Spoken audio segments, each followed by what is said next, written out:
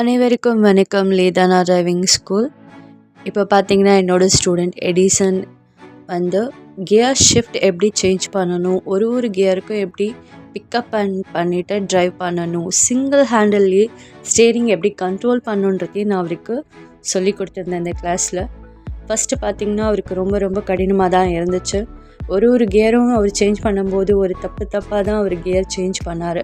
Ma'am எல்லாமே நான் மறதியில் மாற்றி கியர் சேஞ்ச் பண்ணுறேன், ஃபஸ்ட்டுக்கு பதில் தேர்ட் மாற்றிடுறேன், செகண்டுக்கு பதில் ஃபோர்த் மாற்றிடுறேன்னு சொல்லியிருந்தாங்க. நான் சொன்னேன், பாயிண்ட்டை நோட் பண்ணுங்கள், இந்த கை எந்த அளவுக்கு நீங்கள் கண்ட்ரோல் பண்ணுன்றத உங்களோட பாயிண்ட்டை நீங்கள் நோட் பண்ணால் தான் அது பர்ஃபெக்ஷனாக அந்த கியர் சேஞ்ச் பண்ணுவீங்க நான் சொல்லியிருந்தேன்.